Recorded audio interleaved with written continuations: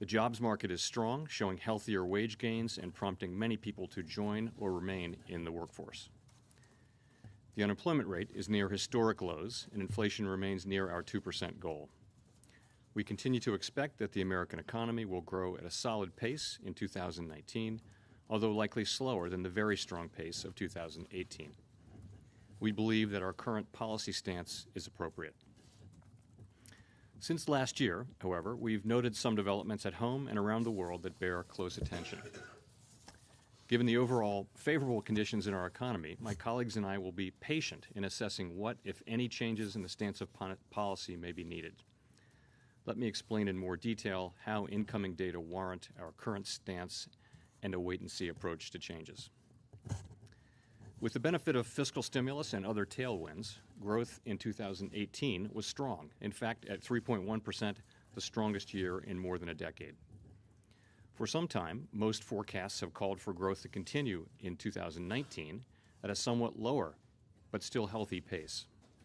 For example, last September, committee participants saw growth coming in at about 2.5% this year.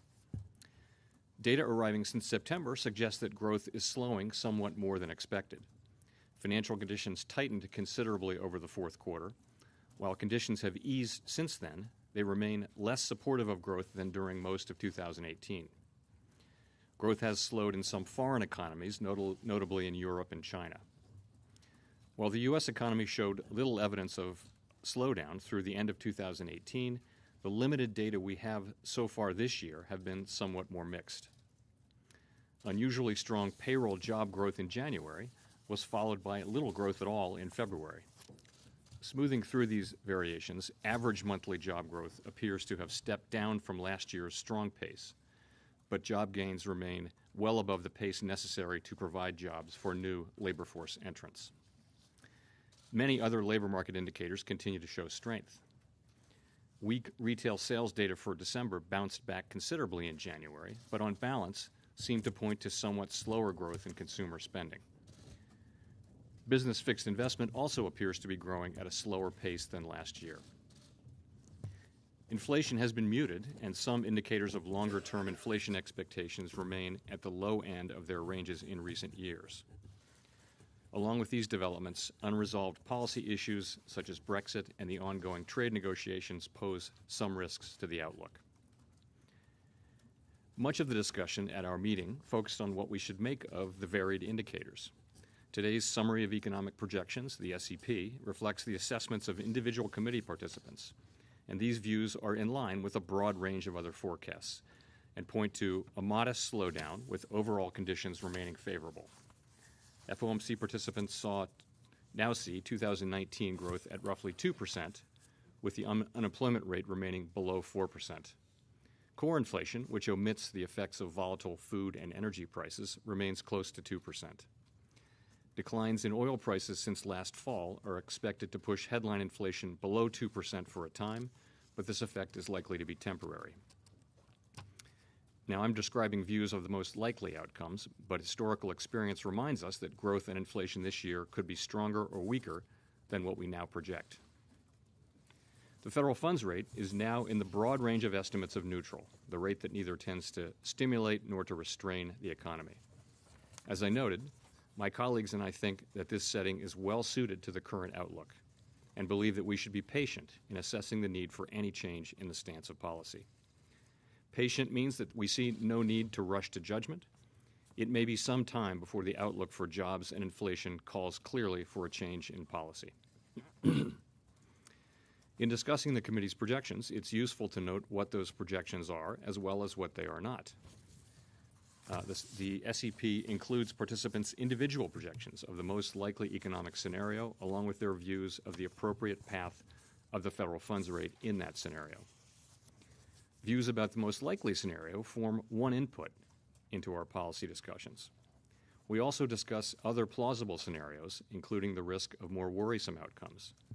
These and other scenarios and many other considerations go into policy, but are not reflected in projections of the most likely case. Thus, we always emphasize that the interest rate projections in the SEP are not a committee decision. They're not a committee plan. As Chair Yellen noted some years ago, the FOMC statement rather than the dot plot, is the device that the committee uses to express its opinions about the likely path of rates. Today, the committee released balance sheet normalization principles and plans, revised balance sheet normalization principles and plans. We have long said that the size of the balance sheet will be considered normalized when the balance sheet is once again at the smallest level consistent with conducting monetary policy efficiently and effectively. We have sought to make the normalization process transparent, predictable, and gradual in order to minimize disruption and risks to our dual mandate objectives. Today's announcement is the result of discussions over the past 4 FOMC meetings about how best to achieve these goals. The plans have many technical details, and I'll be happy to answer questions on those details, but for now, I'll summarize the key elements. Since October 2017, we've been allowing our asset holdings to decline by not reinvesting all of the payments we receive as securities matured or were prepaid. Today, we announced that we intend to slow the runoff of our assets starting in May and to cease runoff entirely in September of this year. In September, reserve balances may still be somewhat above the level required to conduct policy efficiently and effectively. If this is so, we may hold the size of our asset holdings roughly constant for a time. During this time, ongoing gradual increases in currency and our other non-reserve liabilities would imply very gradual declines in reserve balances. When the committee judges that reserves should not decline further, securities holdings will again begin to rise as dictated by the growth of demand for our reserve and non-reserve liabilities. We believe that these plans will facilitate a predictable, transparent, and smooth process, and we will make additional adjustments if conditions warrant. The committee will soon turn to a few remaining normalization topics, including the desired maturity composition of our portfolio of Treasury securities. We maintain our long-stated intention to return to a portfolio consisting mainly of Treasury securities. Thank you, and I will be glad to take your questions.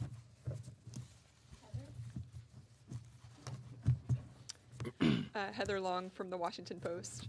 On the broader economy, can you clarify how worried the FOMC is about a steep slowdown? Some of the actions today look like there is more worry. And on the balance sheet, can you clarify, does the FOMC see the runoff as a form of monetary tightening? So on the outlook, our outlook is a positive one. So as I mentioned, FOMC participants continue to see growth this year of around 2%, just a bit below what we saw back at the end of last year.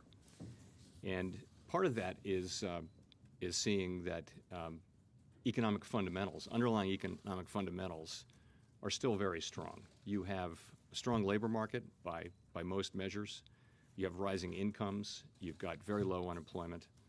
You have confidence surveys for households and also for businesses that are at attractive levels, and you also have financial conditions that are more accommodative than they were a couple of months ago. So we see the outlook as a positive one. As far as the balance sheet plan, the answer to that is you asked whether that's related to our monetary policy in effect, and the answer is really no. We think of the interest rate tool as the principal tool of monetary policy, and we think of ourselves as returning the balance sheet to a normal level over the course of the next 6 months. And we're not really thinking of those as two different tools of monetary policy.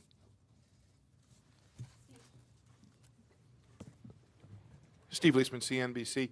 Mr. Chairman, can you talk about how global developments are affecting the U.S.? What's the cause of the weakness over there? How much is it responsible for the downgrade in GDP over here? And what impact are tariffs, both in the United States and retaliatory tariffs, having on both the U.S. and the global economies? Thank you.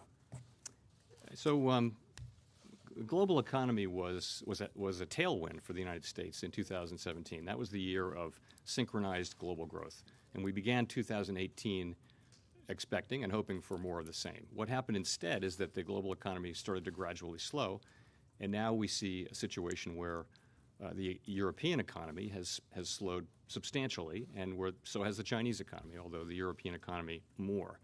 And just as strong global growth was a tailwind, weaker global growth can be a headwind to our economy. How big is that effect? It's hard to be precise about it, but clearly we will feel that. It is an integrated global economy, and global financial markets are integrated as well. As in terms of what's causing it, it seems to be a range of different things. It's in China. You have factors that are very specific to China. The main point, though, is that I would say the outlook. Let's look at the outlook. Chinese authorities have taken many steps since the middle of last year to support economic activity, and I think the base case is that ultimately Chinese activity will stabilize at an attractive level. And in Europe, we see some weakening, but again, we don't see recession, and we do see positive growth still. You ask about tariffs. I would say tariffs may be a factor in China. I don't think they're the main factor. I think that the main factors are the de-levering campaign that the government undertook a couple of years ago, and also just the longer-term slowing to a more sustainable pace of growth that economies find as they mature. In terms of our own economy, the level of tariffs is relatively small in the size of our economy, relative to the size of our economy.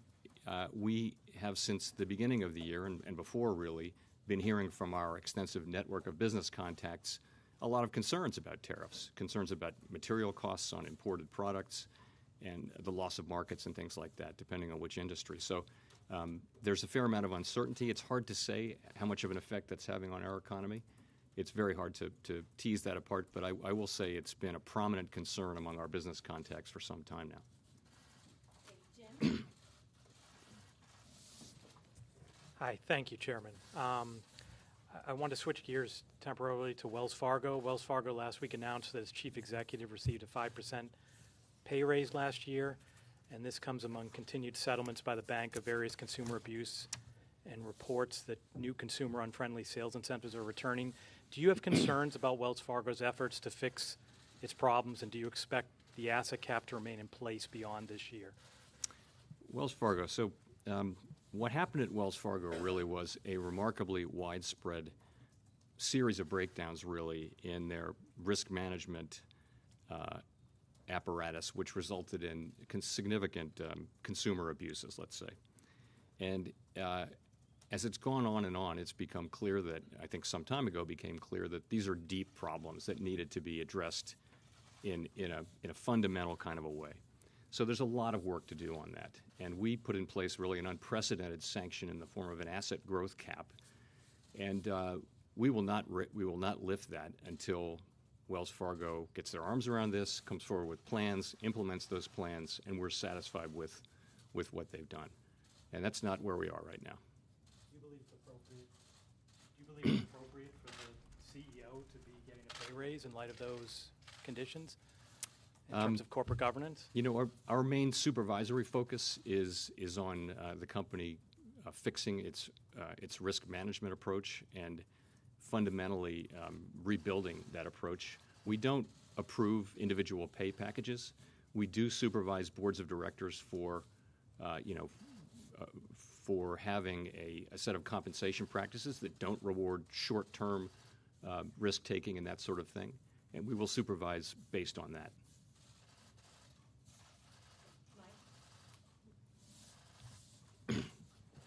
Michael McKee with Bloomberg Radio and Television. I wonder if you could discuss the balance of risks. I know you said that the outlook among the committee members is a positive one, but since the end of the meeting, the 3-month, 10-year Treasury spread has fallen to 7 basis points, and now, according to Fed Funds Futures Trading, there's a 50% chance of a rate cut by next January. How far off of the markets, what do you think the risks actually are?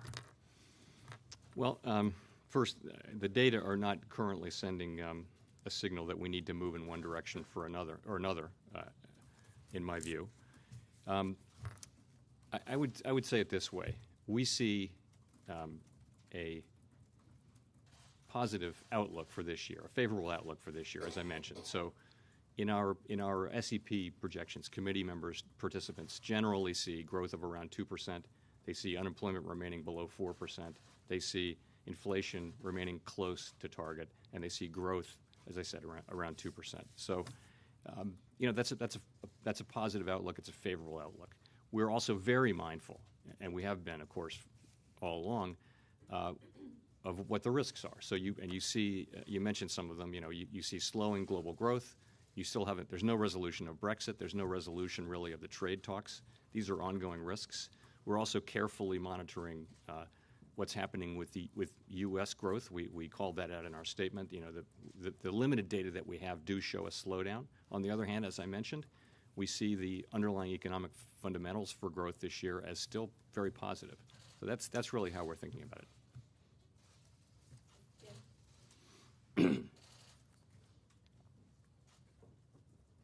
Hi, Mr. Chairman, Jim Tankersley, New York Times.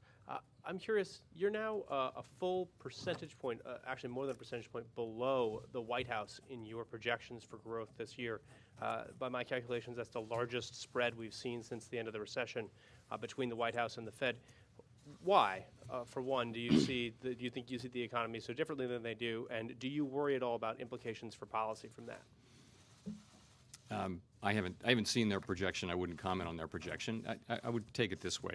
You can think of growth as being composed of two things, and one is really growth in the workforce, more hours worked, and the other is productivity. It's output per hour. You can really think of growth as those two things. And I've been often mentioning these days that it would be great if we had national level policies to support higher labor force participation. The United States is now one of the lowest countries among the advanced economies in terms of our labor force participation by prime-age workers.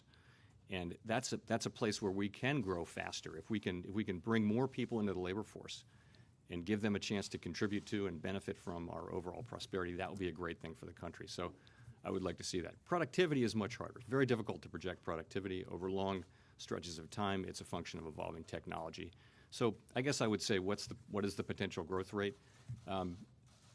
It's quite hard to know with any precision, and I just would like to see us, undertake an effort to make it be as high as it can sustainably be. A quick follow-up on that. Do you see the tax cuts, the 2017 tax cuts, as having provided a large boost to labor force participation as the White House does? I would say so. I think it's clear that the tax and spending policies that were adopted early last year supported demand in a significant way last year.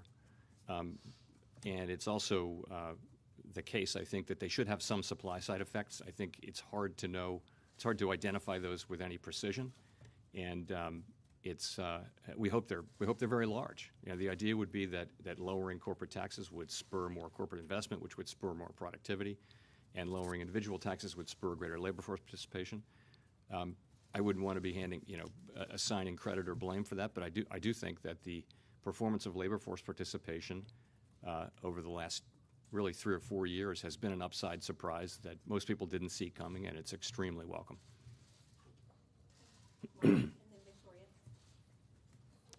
Marty Krutzinger with the Associated Press. With the new dot plot today, you've gone from 2 rate hikes in 2019 to 0. You still have 1 showing for next year. The Fed funds futures trading has been alluded to as showing rate cuts at the end of this year. Is that a possibility in your mind, given the sharp change you've made at this meeting? As I mentioned, the data that we're seeing are not currently sending a signal which suggests moving in either direction for me, which is really why we're being patient. We feel our policy rate is in the range of neutral. The economy is growing at about trend. Inflation's close to target. Unemployment's under 3%. It's a great time for us to be patient and watch and wait and see how things evolve. Hi, Victoria Guido with Politico. On stress testing, I wanted to ask, how do you respond to criticism that the Fed's recent move to remove the qualitative objection from CCAR makes it less transparent to the general public? And then also, Governor Brainerd dissented on that decision, and she's dissented on some other decisions as well regulatorily recently. Does it concern you, given that the Fed has traditionally been a consensus-based organization, if you keep having these decisions where a board member is not on board with them? So you mentioned the qualitative aspect of CCAR, and the large U.S. financial institutions have made significant progress there, and are now much better at the capital planning process. And for really some time now, for a couple of years, we've talked about moving supervision of that process, moving to a supervisory approach to that rather than having a pass-fail in the stress test. We've been talking about that for quite a while. And I think given the level that the banks have moved to in capital planning, we did that. It shouldn't be a big surprise, something we've been talking about doing for a couple of years. For banks that are newer to CCAR and haven't made that kind of progress, then they're still going to be they're still going to have a qualitative test until they can reach similar levels of achievement.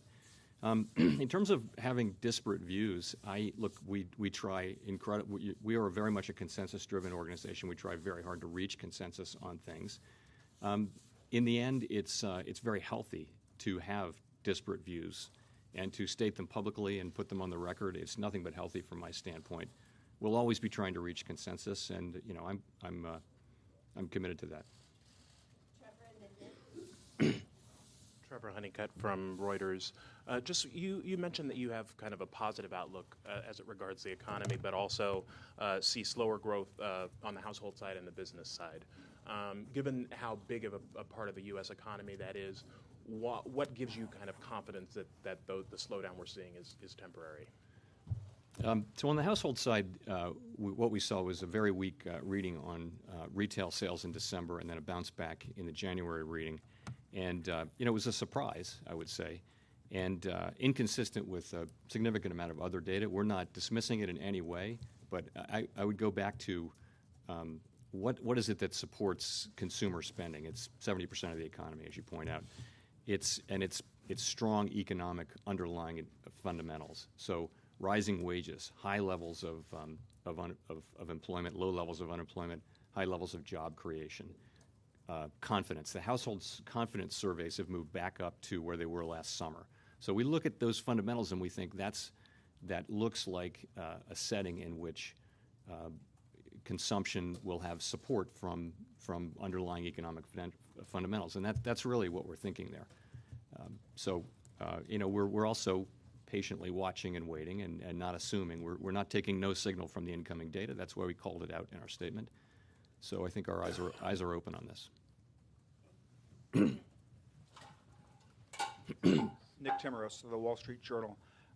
Chair Powell, in 1998, the Fed eased policy in a way that some say may have avoided a recession, others say may have helped fuel the NASDAQ tech stock bubble. And financial conditions have eased considerably this year since the policy pivot that you made clear in January. The S&P, for example, is just 3% below last summer's peak. And so I wonder, does this episode from 20 years ago bear at all on your thinking today about the risks posed by rising asset values in an environment of a shallower policy path? We're in a very different world today and post-crisis because we now very carefully monitor financial conditions and financial stability concerns on an ongoing basis, and we publish a report twice a year, and we have quarterly board meeting and briefings where we look deeply into these things. So this is something we have very much on our radar screen. I would say overall we don't see financial stability vulnerabilities as high. There are some aspects of the financial markets that we're carefully monitoring, and those are in the nature of things that might be amplifiers to a downturn as opposed to a financial stability concern, which might lead to a financial crisis and that kind of thing, which we don't see. So we do monitor that,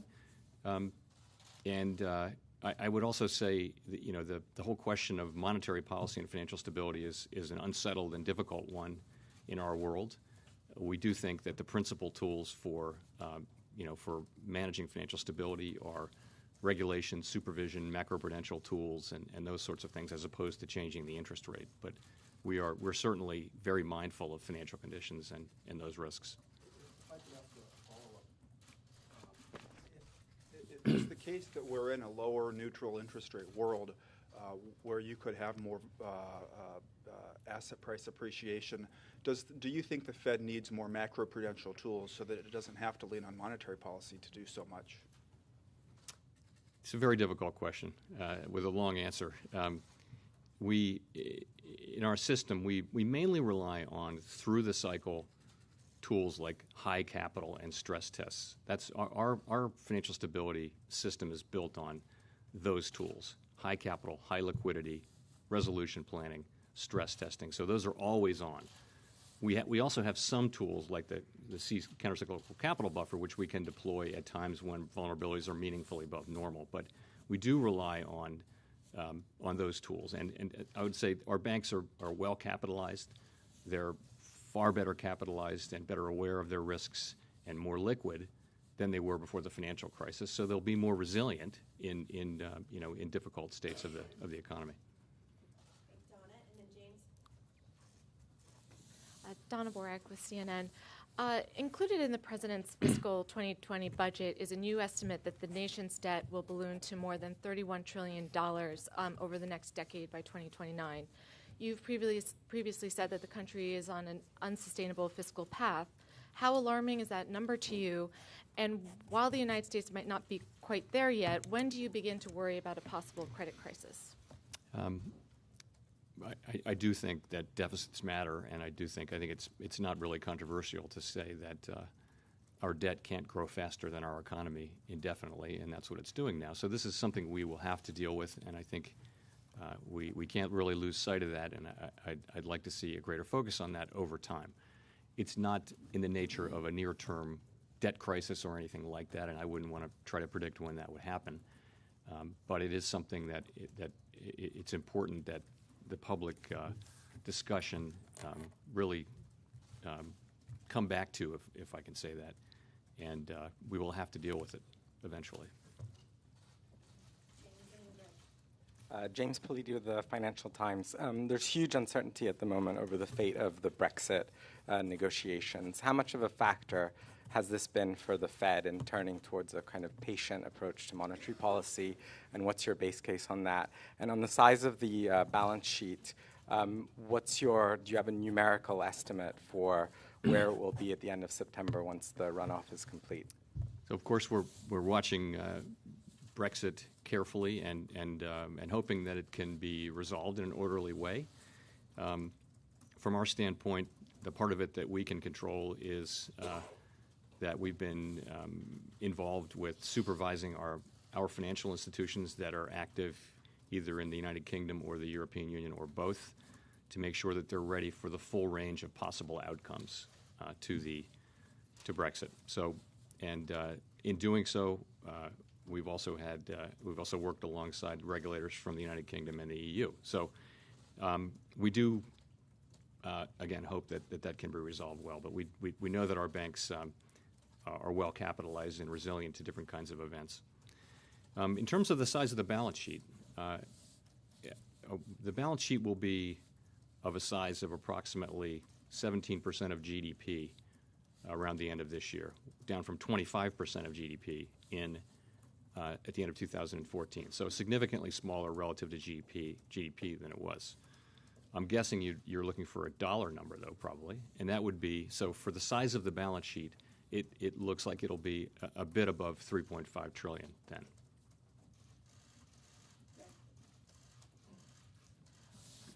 Greg Robb from MarketWatch. Chairman Powell, could you talk through your outlook for inflation this year? You're not concerned about it, and why aren't rising wages feeding into inflation? Let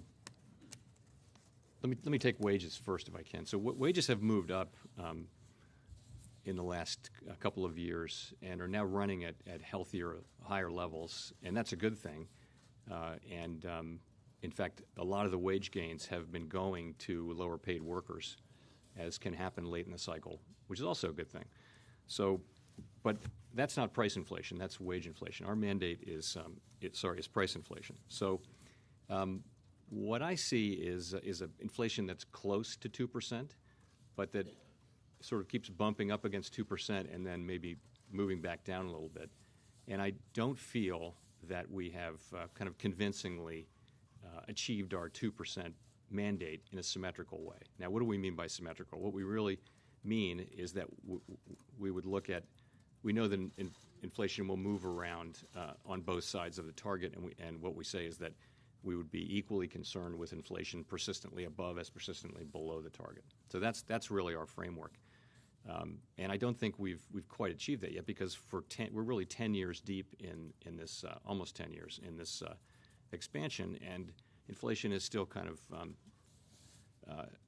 I'd say, not clearly meeting our target. So that's one of the reasons why we're being patient. I think, as I've said before, I think inflation that is a little bit below our target, particularly headline inflation this year, will be meaningfully below our target for most of the year because of lower oil prices. But we project that core will be too. That gives us the ability to be patient and not move until we see that our target goals are being achieved.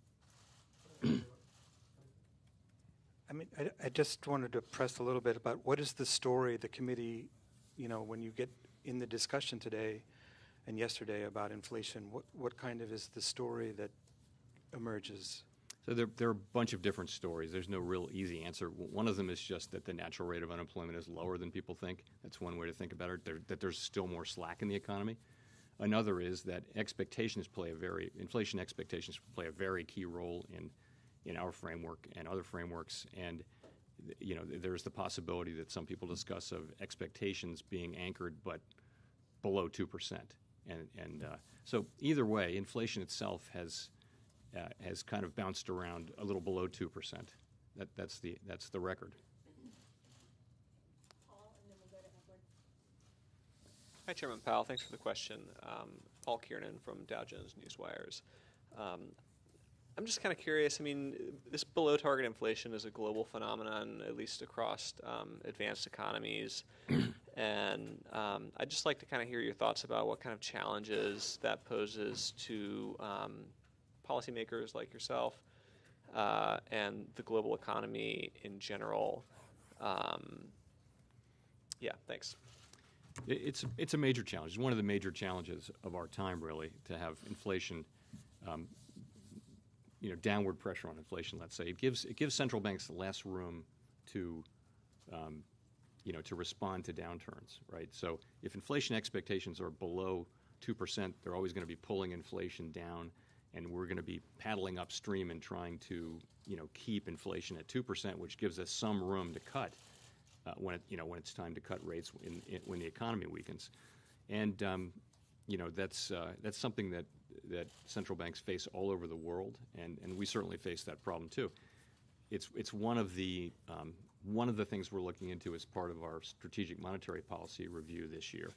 The proximity to the zero lower bound calls for more creative thinking about ways we can, uphold the credibility of our inflation target, and we're open-minded about ways we can do that.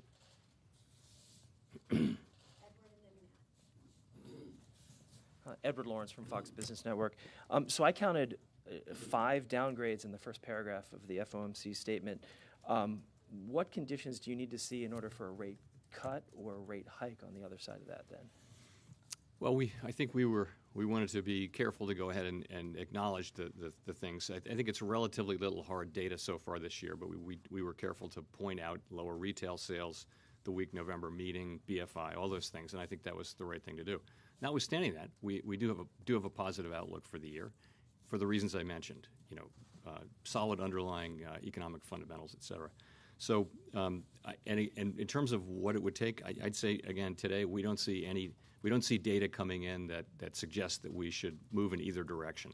They suggest that we should remain patient and let the situation clarify itself over time. When the time comes, we'll act appropriately. Matthew and then Nancy. Hi, Matthew Boesler, Bloomberg.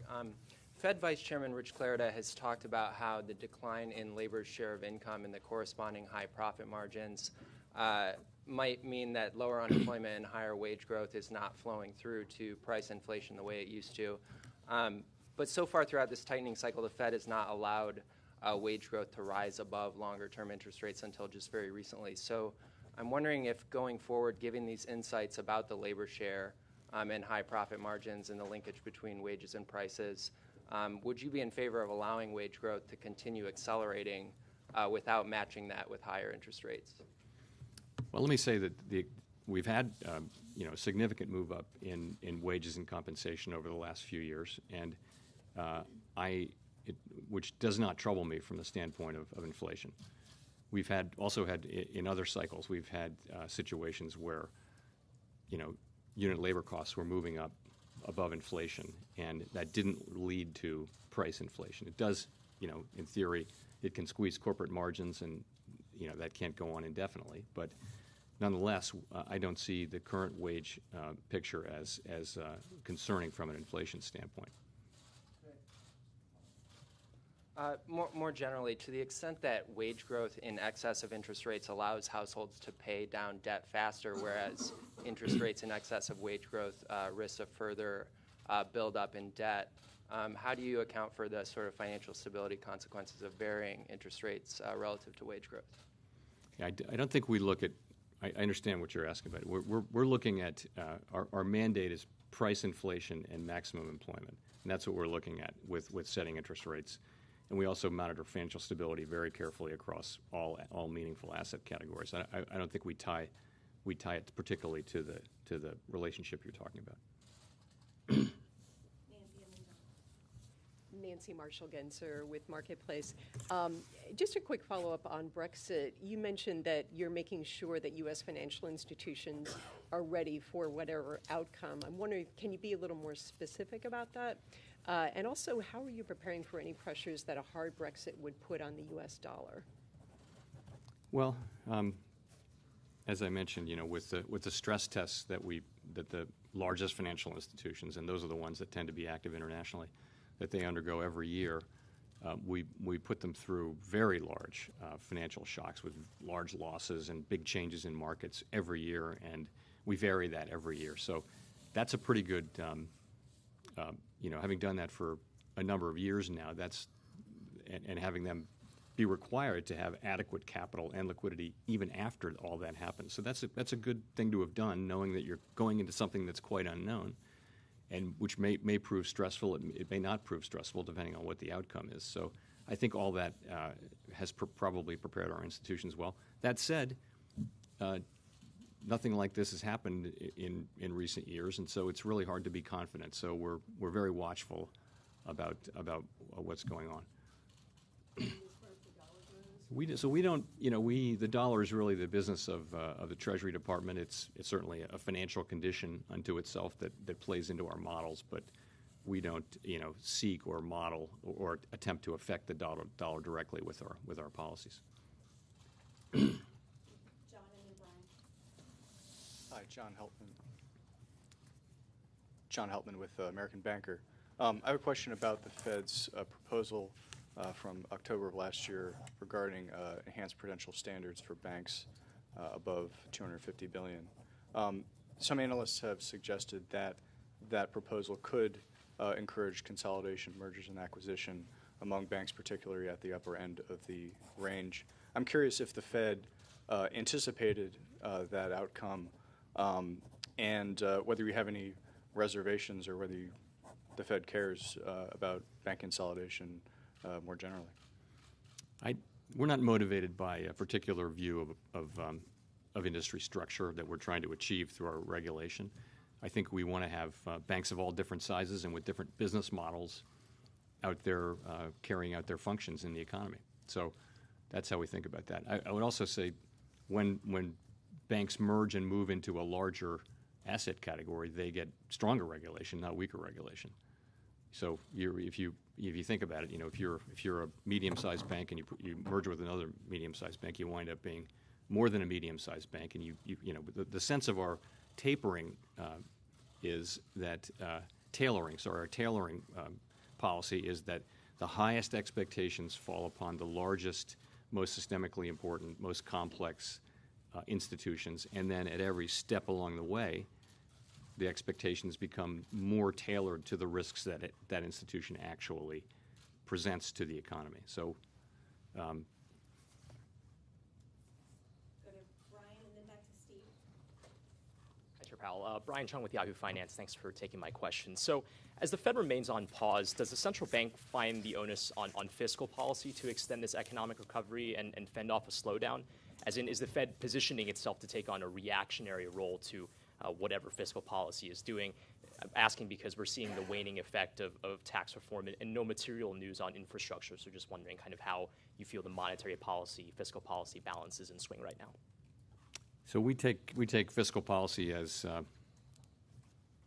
as exogenous to what we do. In other words, we're whatever happens with fiscal policy, we take that. We don't evaluate it. We don't criticize it, and we don't overreact to it either. So I think it's just a fact. It's just an external fact about the economy for us.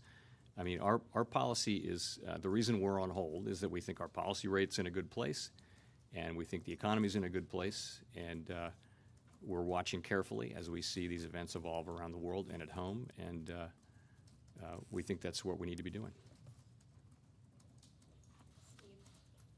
Steve Beckner, freelance journalist reporting for NPR, Mr. Chairman.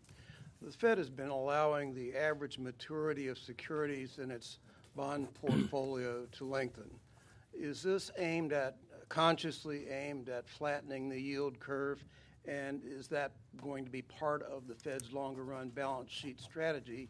And if flattening the yield curve is a conscious long-term strategy, are you concerned about the side effect of heightening concerns about a flatter or inverted yield curve being a harbinger of recession?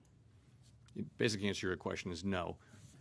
We are the decision about the maturity composition of the Fed's balance sheet in the longer run lies ahead of us. We have not made that decision, and we really haven't begun to have the series of discussions over a series of meetings to grapple with that. That I think will be something we turn to reasonably soon, but I think it will take some time. It's a consequential decision and one that needs some thought. We've had a lot of balance sheet discussions, as I mentioned, over the last 4 meetings, but this is the next big one, the big decision that we'll face, and I think we're not going to be in a rush to resolve it, but we'll turn to it soon. Can I just follow, please? Well, how do you account for the fact that the average maturity has in fact been lengthening and contributing to a flattening of the yield curve? Is that what's causing that? I think isn't it just that as securities roll off, you wind up investing in as a 10-year rolls off, you wind up investing in a 10-year. And automatically that lengthens things. It's not at all a plan to lengthen the balance sheet. It's just been, we've tried to have a practice that we don't deviate from, and it's transparent, and no policy message in that.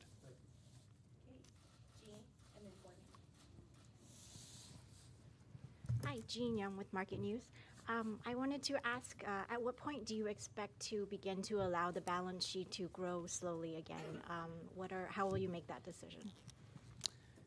So as I mentioned, the balance sheet runoff will stop at September 30, and if it is our view at that time that we're still a ways away from a ways above a balance sheet that is what we need to efficiently and effectively conduct monetary policy, at that time we will hold the balance sheet constant, and then what will happen is organically, very, very gradually, currency and other non-reserve liabilities will grow and reserves will shrink.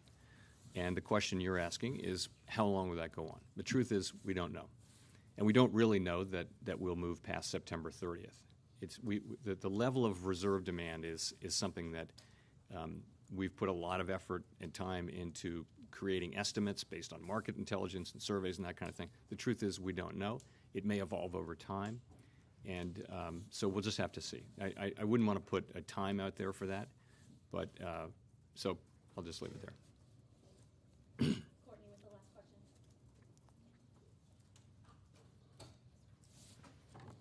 Hi, Mr. Chairman. Courtney Brown from Axios. Are you concerned at all what the market impact will be should the Fed resume policy tightening somewhere down the line? As I'm sure you know, the market listens to you very, very closely. I'm just going to say that I think we're in a good place right now, which is we're being patient, we're watching. We don't see any data pushing us to move rates in either direction, and we're going to watch carefully and patiently as we allow events to evolve, and when they do clarify, we will act appropriately.